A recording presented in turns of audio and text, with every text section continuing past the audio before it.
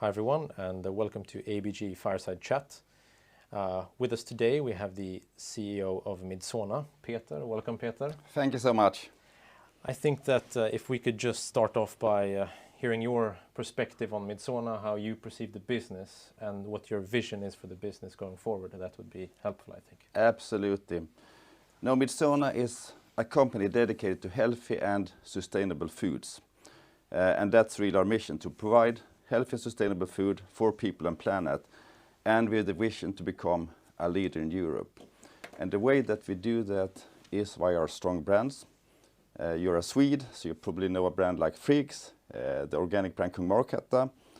We have the strong brand Urtekram in Denmark, Davert in Germany, and so on. So a European as player in healthy and sustainable food. Yeah, I think that's a very fair summary. And I think if we just look at some of the history of the business, I think in 22 and 23, it's fair to say that it's been quite a tough period for players in the food and beverage industry. Could you perhaps give us a summary of what the environment has looked like and how Midsona has performed during that time? You're absolutely right. It has been a couple of tough years for the industry. And it really started in 2022 with the war in Ukraine, which led to massive food inflation, quite tough supply issues, and a consumer sentiment that was down really. So consumers were quite wary in terms of how they spent their money. And this, of course, did hit us, and it did hit the industry. We have really seen this as an opportunity to change, to look at our business differently. And first, it was mostly about getting our pricing right, renegotiating with suppliers. But increasingly during 2023, we started to focus on the long term of the business again. And that's what we will come back to is when we start to look at our financial target and also our long-term strategy. And we worked quite hard on that 2023, and we will come back to that. We have presented a new strategy and new financial targets today. I would say that we made recent and decent progress. It was gradual. 2023 started quite slow, but in the second half of the year, we picked up speed. Our margin started to improve, profit started to improve, and we were really, really good in terms of generating cash flow for the business. So we had record cash flow for the full year, driven by the cash flow in the third and fourth quarter. Yeah, and I think you mentioned this. You have had some progress on profitability, especially on gross margin in the second half of 23. Would you say that you're satisfied with the progress, and is there more to be done? I would say that considering the circumstances that we faced, I'm quite happy about the progress that we made in 2023. This is, however, only the starting point. So in my mind, we should continue to improve in 2024 for sure, and also in the years to come. And that's why we've also set new financial targets. Yeah, and I think if we just jump into the financial targets, we have a slide here. You announced new financial targets today. Yes. And they are slightly different. Could you perhaps elaborate a little bit on the new financial targets? Absolutely. We have 3 new targets. The first one is organic growth for the business. And over the plan period, which stretches until 2027, we say that we will achieve an average of 3 to 5% in terms of organic growth. The main driver of this will be our brands. So the objective for our brands is that we should achieve at least 5% organic growth average per year. This in essence means that the rest of the business, which is primarily private label, we might see lesser growth or even negative growth as we go away from contracts that are not profitable enough. So focus on our brands, focus on organic growth, not so much focus on an M&A-driven growth. So it's really our brands that should drive the growth of the business. Yeah. The second target, which is in my mind is the most important one, is our EBIT margin. We have set a target that we should reach at least 8% by 2027. And if we compare to last year, we achieved 1.6% EBIT, and the top year 2020, we achieved 6.5%. So this is quite a journey that we're on. We are very confident that we will reach there. It's part of our strategy, which we'll talk about later in terms of driving our brands, but also creating a lot of more efficiency and harmonization in the business. The third target is our gearing. We have set that at 2.5 times, so net debt EBITDA 2.5 times, and currently, or last year, we were at 2.7, so we want to come down a little bit further. Yeah, I think that sounds very reasonable. And could you perhaps provide some insights into the catalysts that led to this decision to announce new financial targets and the new strategy? I mean, we talked about it to some extent already earlier, that really the industry has changed a lot in the last couple of years. And we have looked at our strategies, we have looked at our competitive position, and that in combination led us to make those decisions to announce new targets, financial targets, and also a new strategy. I think while it has been tough, the industry is tough for us, we do have a strong platform. I would say that many companies have suffered more than we have done. So I think that now we are in a phase where we actually can accelerate the business. Yeah, and I think if you could just perhaps elaborate on the key initiatives that you'll take and the actions that you will take to achieve these financial targets and to successfully implement the strategy, I think that would be helpful. Absolutely, and now we can actually look at the model that we have behind us here. A couple of things that are important. I mean, first of all, it's still all about organic and healthy foods. The consumer is as eager as ever to consume foods that are both healthy and sustainable. And in our mind, as the economy starts to strengthen again, we think that they will get back to doing exactly that. It's also all about our brands. So it's our brands that should be the real catalyst in this. And thirdly, it's about the markets that we are in. Our core market is really the Nordics, the 4 Nordic countries. And we are strong and have been strong all throughout this phase here. Then we still have a lot of work to be done in our Division North, which is basically the DACH countries, and Division South, which is Spain and France. And what have we been then doing? Well, we are employing 3 main strategies. The first one is around our organic offering, so our organic products, what is in Swedish called ekologiska produkter. And we have phrased it to create one organic powerhouse. In terms of organic food, we are a strong player in Europe. We do have strong brands. It's local brands, one brand by market basically. And we want now to develop this via more and better communication, which is something that we started already last year and saw some good results of. More and better innovation, but also to really use the power we have in terms of sourcing our products, streamlining our production, streamlining our assortment to make it less complex, and thereby to be able to drive margin. And I would say that that is really, really key, because organic products stand for more than 50% of total sales in the company. The second priority is to drive our conventional health brands.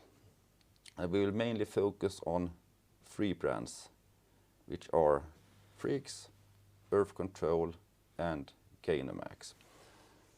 Those are today mainly Nordic brands, and the first priority will be to even strengthen the organic or the presence in the Nordic even further, and thereby drive organic sales. Long term, we could and should look at countries outside the Nordics. The third pillar is around to build for the future by optimizing and making our whole offering more efficient.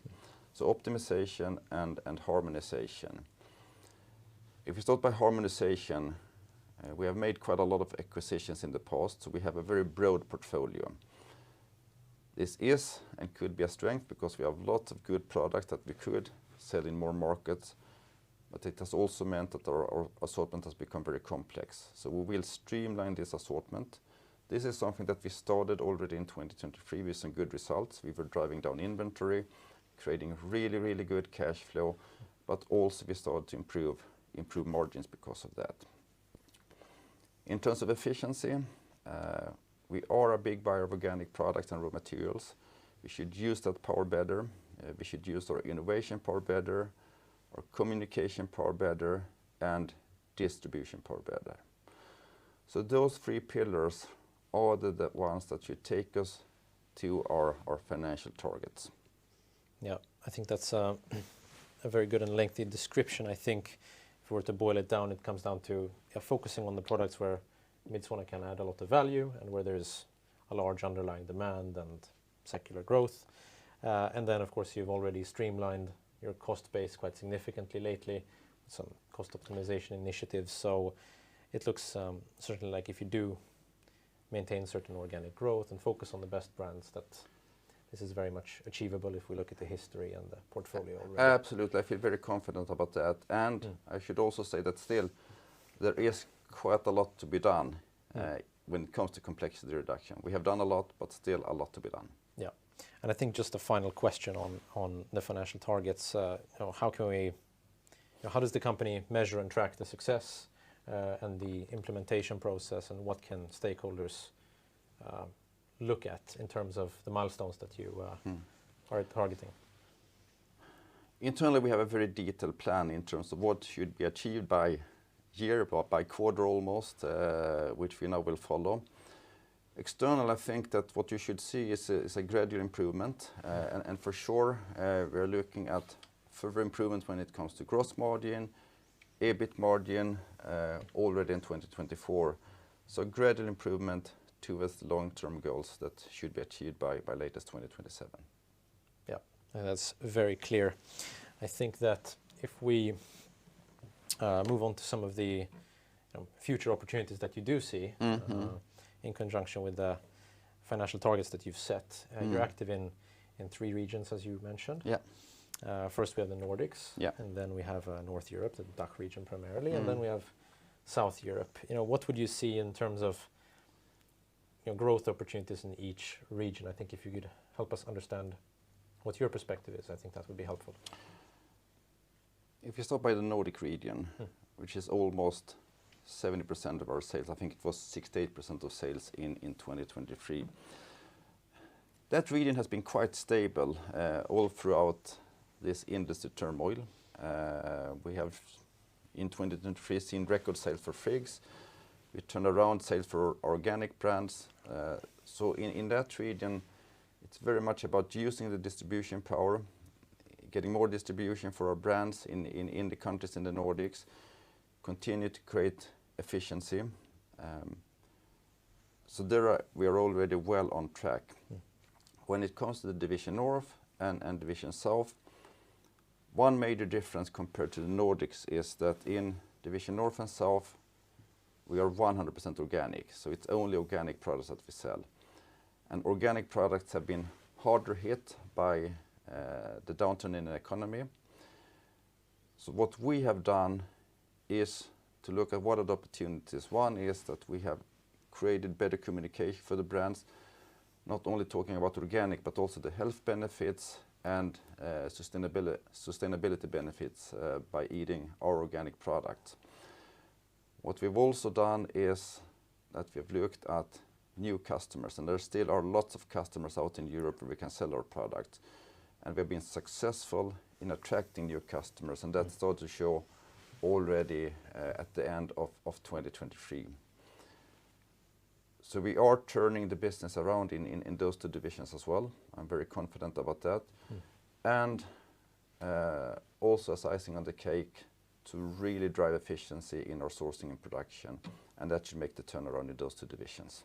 Yeah, I think that's very clear in terms of how you see all these 3 geographic segments. I think there is also another way to look at Midsona, and that's, I guess, the product categories. You have some organic brands, you have some health foods, and then you have consumer health products. Yes. How should we think about Midsona if we were to apply the product lens, if you will? If we look at, I mean, the biggest segment is organic. That stands for a little bit more than 50% of our sales. And this is the segment where the market went down during the recession that we have seen. We've seen some good signs lately, some industry signs that actually sales start to even out at least, but we have also been able to grow faster than the market. The way has been communication, innovation, selling the right products, and attracting new customers, and that we will continue. It's also when it comes to organic where we have the biggest need of harmonization to reduce complexity. That's a process that started already, but will continue in 2024 and also 2025. If we look at our consumer health brands like Friggs, Gainomax, Birth Control, that business has been stable or even growing. Friggs had a record year in 2023, very high demand in the home market Sweden, but also increasing demand in new markets like Norway and Finland. And we will continue that journey with Friggs to continue to drive sales of the brand and also apply pretty much the same model for Gainomax and Birth Control to drive sales that way. Yeah, I think that's very clear, and I can say that as a consumer, I'm happy to have contributed to the success Thank you. of Friggs. Thank you so much. We appreciate it. Like the product. I think if we go into some M&A, previously Midsona has a history of having acquired businesses. Given the new financial targets, you have a somewhat different perspective now. Could you perhaps share your general perspective on how you see M&A for Midsona given today's new financial targets?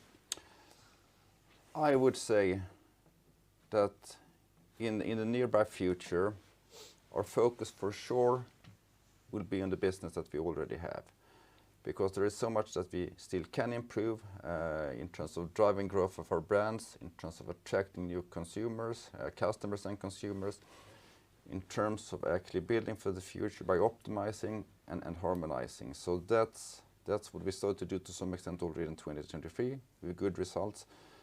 That work will continue into 2024 for sure. That said, long term,